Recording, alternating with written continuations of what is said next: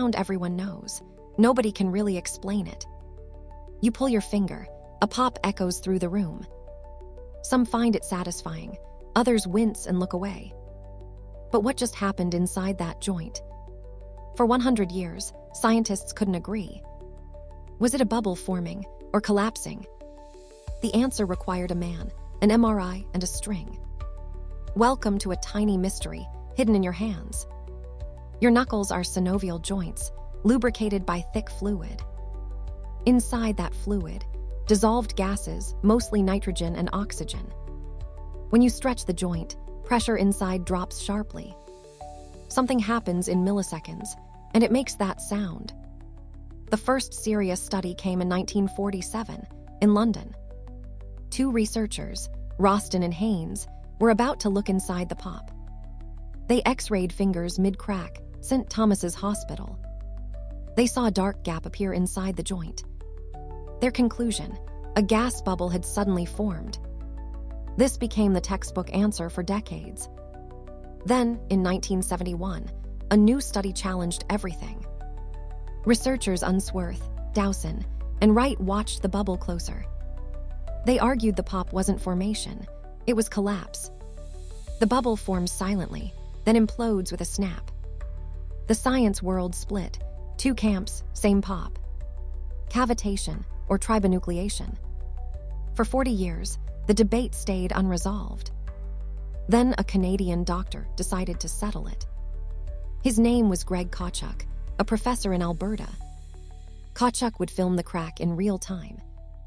In 2015, Kawchuk found the perfect test subject: a chiropractor who could crack any knuckle on demand. They called the study, charmingly, the Pull My Finger experiment.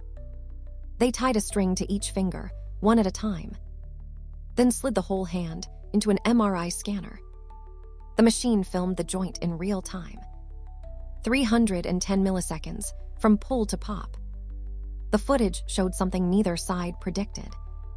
A dark cavity appeared at the exact moment of the crack. The sound came from the bubble forming, not collapsing. Roston and Haines, in 1947, had been right all along. It's like forming a vacuum, Kawchuk said. As the joint stretches, fluid pressure plunges below zero. Dissolved gas rushes out to fill the new space. That sudden formation releases acoustic energy. You hear the snap. It's the same physics as a boat propeller cavitating underwater. Try cracking the same knuckle again immediately. You can't. The gas needs about 20 minutes to redissolve into the fluid. Scientists call this the joint's refractory period. But here's where the story gets stranger. The bubble doesn't actually disappear after the crack. A 2017 study found a tiny gas pocket lingers, visible on ultrasound. Now the question everyone really asks: does it cause arthritis? For decades, parents warned children it would. The evidence, it turns out, says otherwise. Meet Donald Unjur, a doctor who tested the warning himself. Unjur cracked his left knuckles every day for 60 years. He never cracked his right hand, not once. After 6 decades, both hands showed no arthritis. He won an Ig Nobel Prize for his stubborn dedication. A 2011 study of 215 people confirmed his result. One study did find slightly weaker grip in habitual crackers and mild swelling of soft tissues over time. But studies found no joint damage, no arthritis, and no significant long-term harm. So the warning your grandmother gave you is wrong. The pop is not damage, it's physics in your fingers. A vacuum forming, a gas escaping, a sound echoing. Next time you crack a knuckle, listen closely.